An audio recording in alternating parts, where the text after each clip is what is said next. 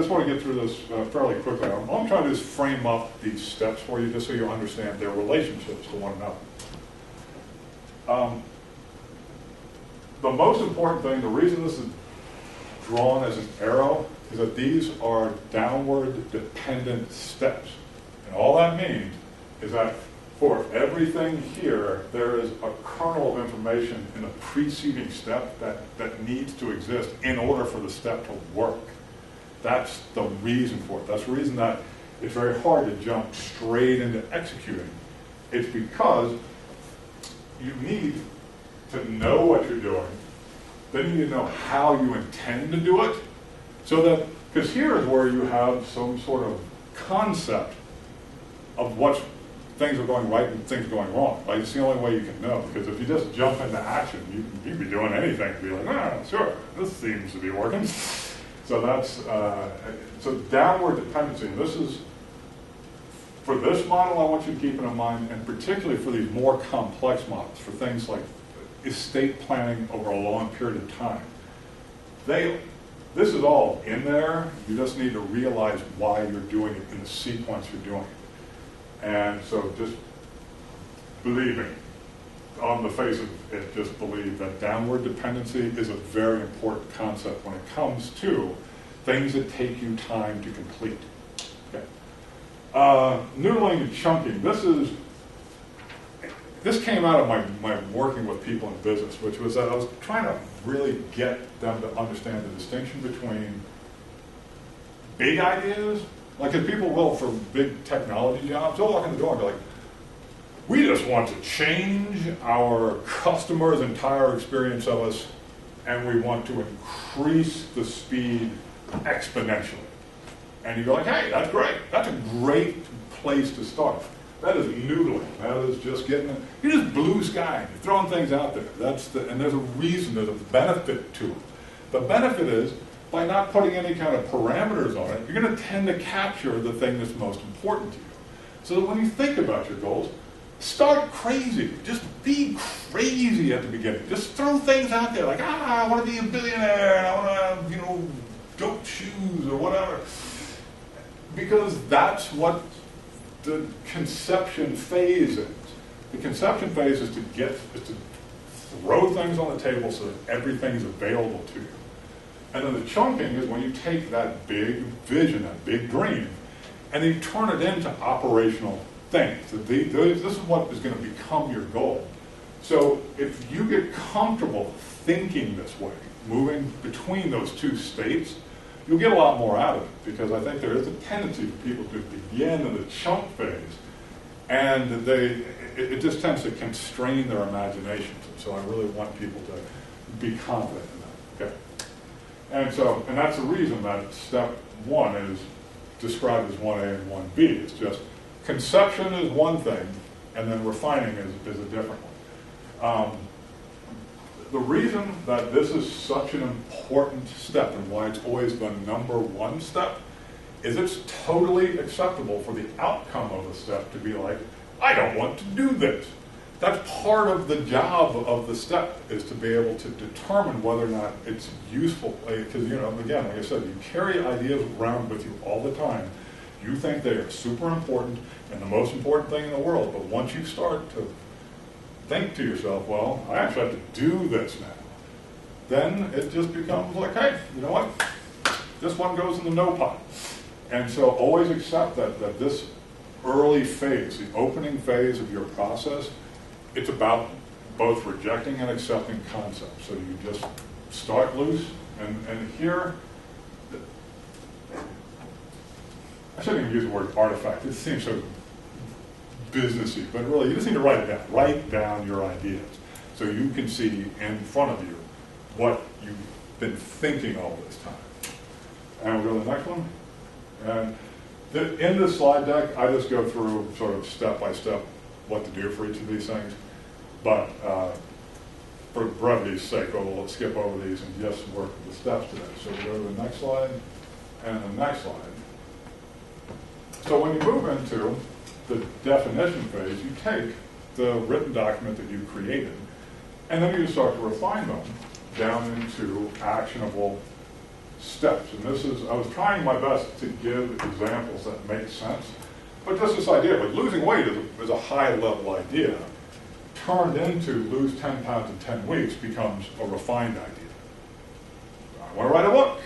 It's a great idea, but what do you mean by it? Here, I was like, I'm going to write a mystery novel roughly to 60,000 words in 10 months.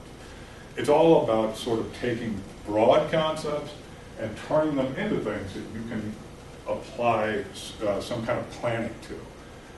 So these have the feature of having a boundary of sort of quantity and quality, so that the constraint, in this case, are months or days or whatever. The constraint's the thing that's going to determine your planning process. So always remember that that's, when you get into your plan, you may say, well, I might be being a little aggressive with my constraint, or I might be being way too loose with my constraint. So just keep that in mind, because you have no reason to know whether these are good goals or not until you get to the planning phase to begin with. And this is also another moment when I really want to encourage you to go find mastery processes to apply to your specific goal. I found a wonderful book about writing books on the weekend.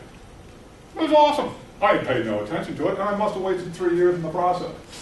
But the intention here is just to start to avail yourself of the knowledge that's available in the universe. You aren't by yourself when you do this kind of work, so use the internet to your advantage.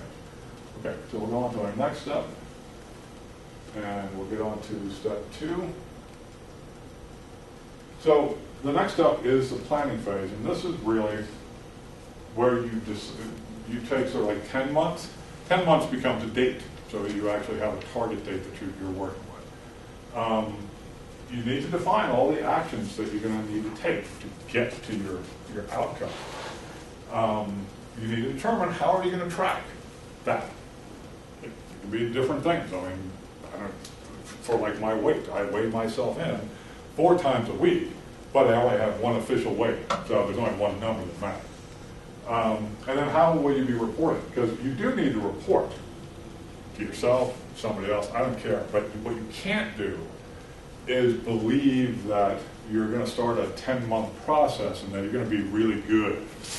Don't make that assumption. You need to either have some kind of out loud written report to yourself, and that's why it's always good to get a buddy in there, because you can just report to them.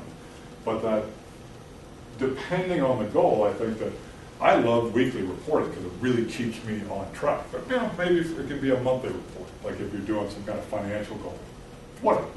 But the idea of the report needs to stay with you, that you don't give yourself all this wiggle room where maybe I succeeded, maybe I didn't succeed.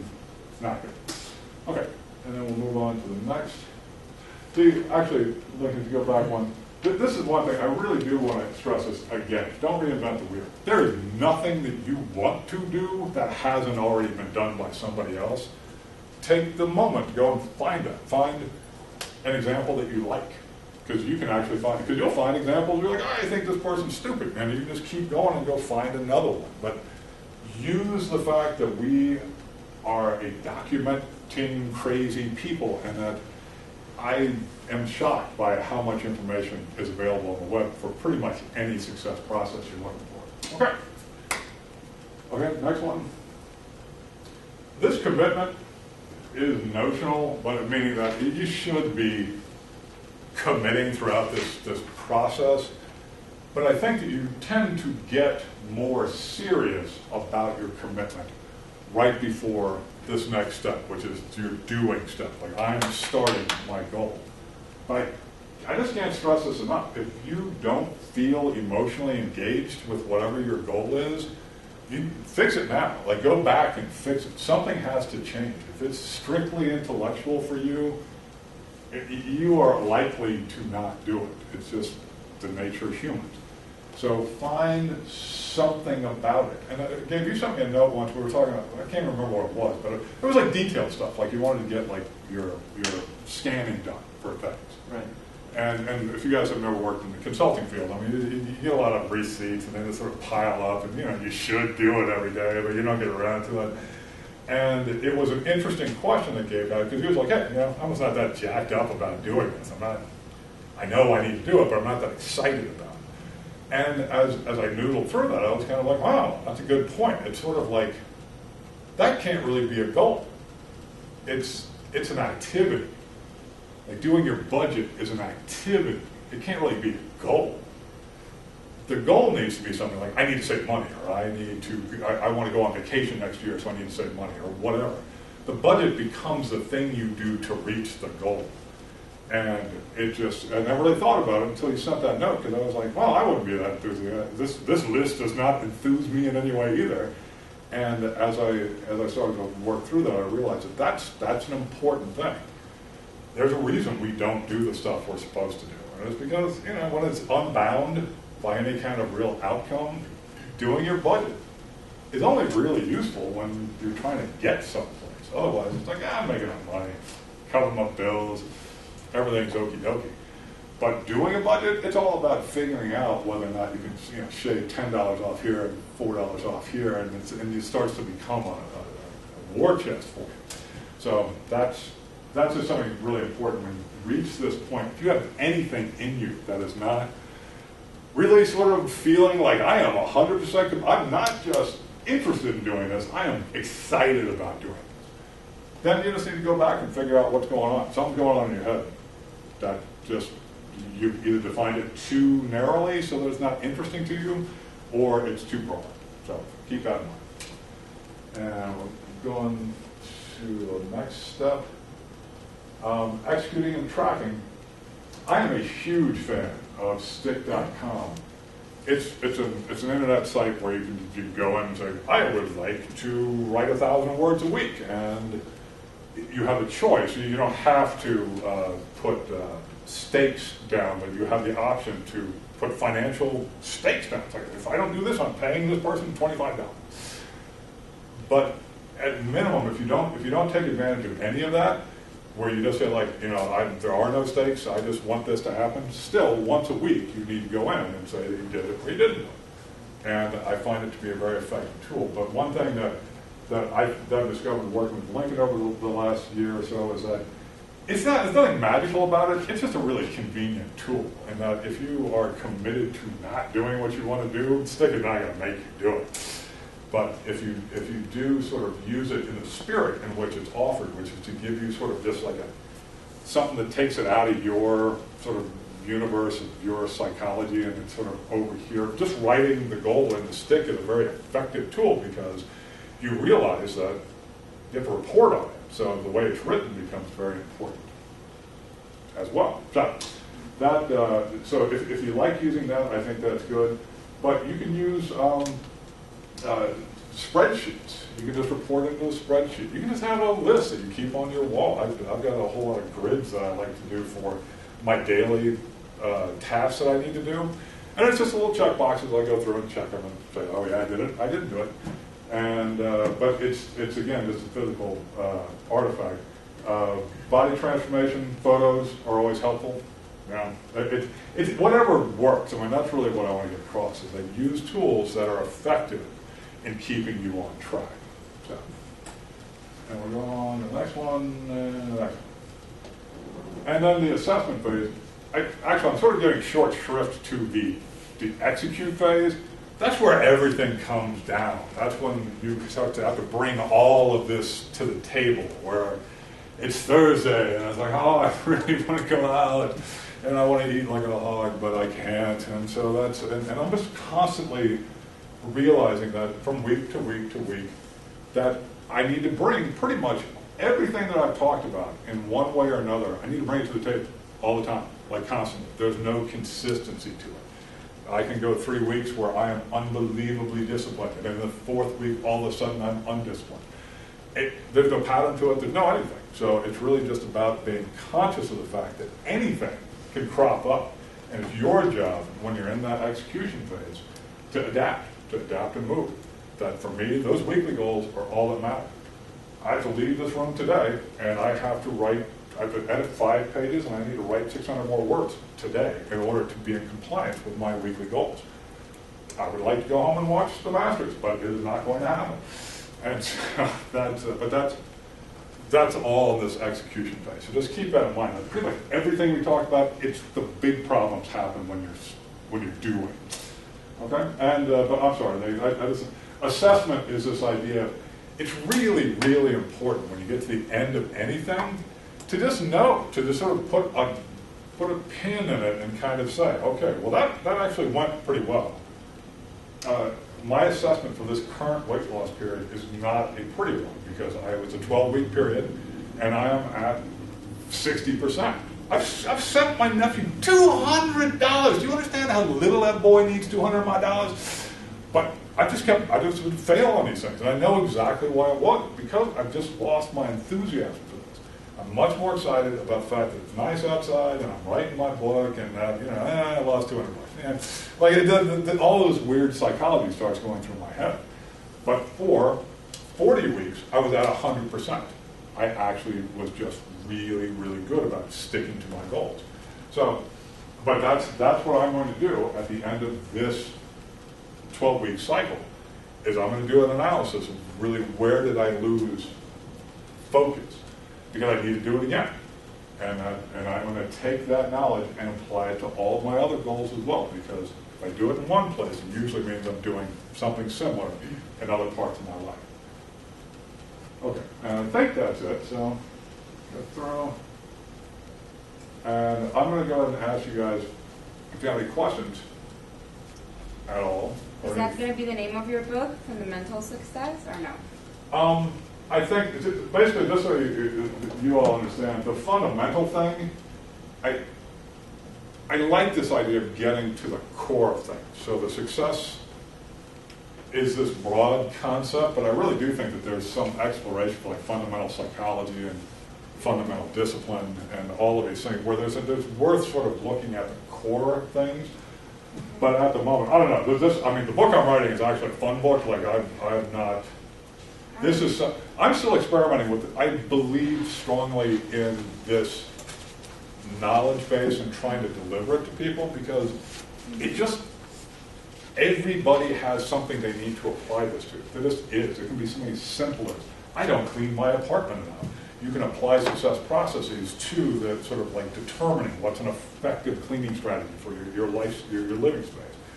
To unbelievably big things. I've known friends that have just unbelievable business success, just amazing business success, and they all start from these beginnings. They look and they say, you know what? I need to make $25,000 in 2 months, and they don't know what. They have no clue as to what's going to happen. That just becomes their goal, and they just go out and make it. And the shocking thing is that usually, if you've got enough passion and you've got simple, because that's a simple target. You just put a number on a sheet of paper and say, like, you know what? I will do whatever it takes to make this amount of money in that period of time. All of a sudden, you've got $50,000.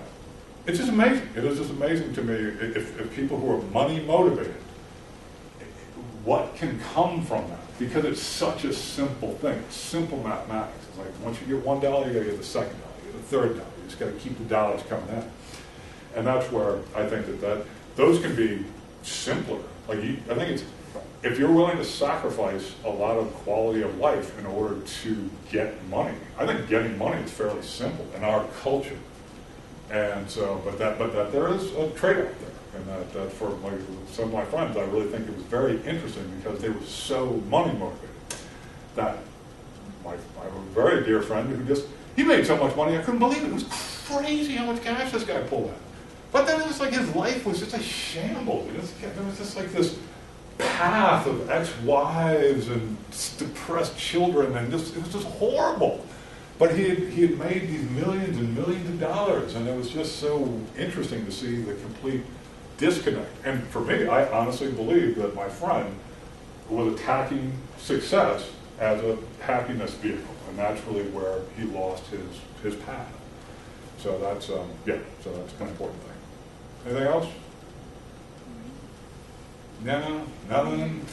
Well, This time around, I think one of the things that resonated to me is the conflict between deferred gratification and mortality. Because I know to a certain extent I have lived my life, given an event in my life where a very dear uncle was murdered, and he had sacrificed a lot of his life trying to get a PhD, and he was murdered the day he finalized his thesis. So I didn't realize the impact of that in my life until I passed the age he was murdered. And now I'm thinking, wow, I've been living, trying to get instant gratification and not deferring because of that mortality fear, that if I die today, then I lost on all this thing.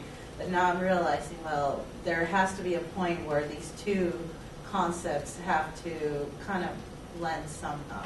Well, and I think that's a great example of paradox, is that, I think that it is absolutely smart to plan for the future. Like, it's not, it's like, I got $1, I spend $1. That's not a great way to approach life. And then you have to sort of like balance that paradox out. If I'm saving this money for the rainy day that may never come, I also need to enjoy today. I mean, I can't, I can do both, but I need to have sort of that understanding of the paradox. So, what? It's very important to defer and save for the future, to plan for your future. And simultaneously, it's very important never to sort of feel like you've robbed yourself completely of a life for that deferred future. And I think that there's just so much when you talk. And God knows, I had a guy I worked with who he flipped me out so bad that because I worked right next to him, I physically sat next to him, and his energy was just insane, where he would say how long he had until retirement. Every time I came in the office, he would spout off how many years and days until the time that he would retire. It was like 14 years.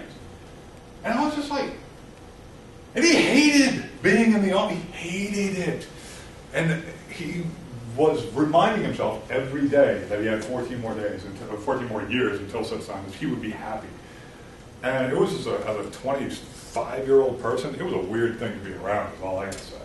So yeah, I think that's just a really important thing to see. Is that, and I think for your uncle, that's a very interesting thing, because he was pursuing a passion. He wasn't necessarily deferring anything. He was working towards a goal.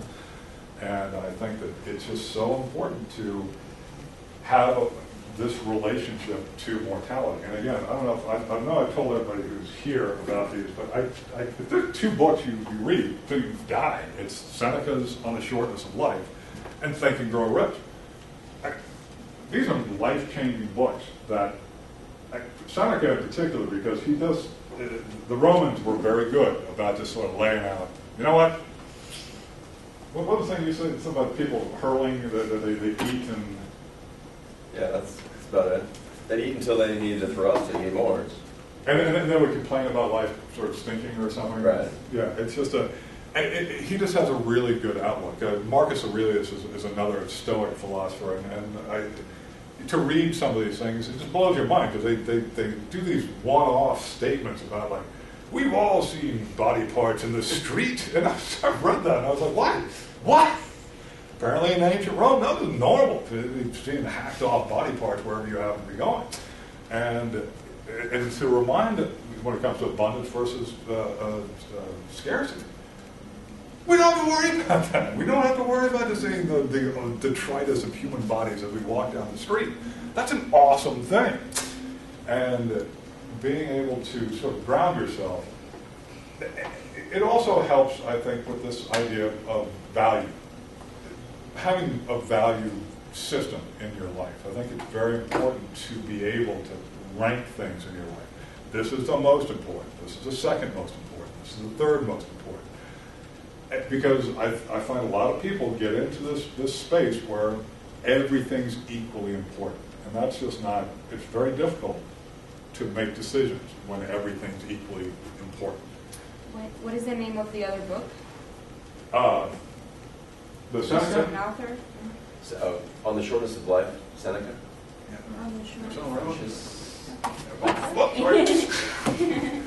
But that's and unlike the last time we did the seminar, I thought we've come to a pretty good place of being able to have sort of weekly get-togethers to help people support their goals. So I'm going to keep that up. It's been, participation's been like amazingly low lately. So I'm just going to keep seeing how, if nobody shows up, then I'm going to shut this thing down. But that's what I'll be doing for the next 3 or 4 weeks. I'm going to go ahead and schedule some time on the weekends. And if anybody like the weeknights? I don't know if that's better. I just use the weekends because it's easy for me. But anybody have a preference? Like take an hour and a half on a weeknight versus a weekend? Yeah. Yes, Yeah. weeknight.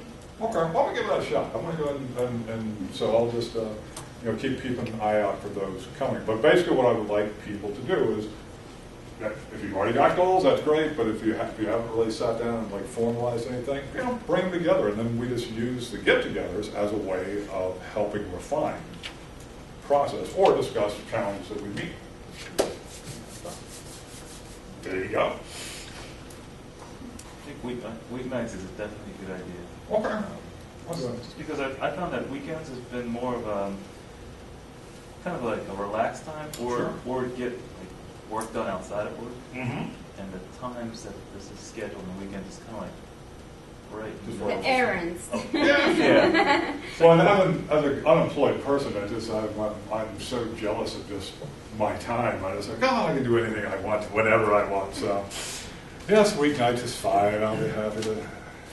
Well, I think also with the spring and the summer coming along, there's going to be much more activities over the summer because people do barbecues and outings and trail hiking and all that stuff. So, and just a quick show of hands, early in the week, later in the week. I mean, what's the way that the rhythms of your weeks go? Smack in the middle, like a Wednesday, or what do you think? Wednesdays. Because that's hump day. That's what I'm thinking. So I'll shoot for that and see, because I have no idea what the room availability is like here during the week. But I'm going to go ahead. Yeah, but that's what I'll do. I'll start scheduling more during the week, and just to see if we can get more folks coming in. Because again, nobody comes in. It's really not worth my time. I would just want to suggest 7 o'clock because I have some after work jobs and then dinner and Oh, sure. 7 would be a good time. 7 to 7:30 would work well for me. And that'll fit. Actually, 7 o'clock. I have a very early bedtime, so I think 7 o'clock would work perfectly for me. If we go 7 to 9, and that would be good. Sweet. So with that, anything else before I turn you loose into the cruel world out there? Okay. Well, thank you very much. Thank you. You're welcome. Oh. I need all of our Now we need to get Mr. Gaffney back to the. Are you going to be posting this video at all, or? If it came out, I will be. I'm going to try and chop it up into segments, and I'm also going to see if I can get smart enough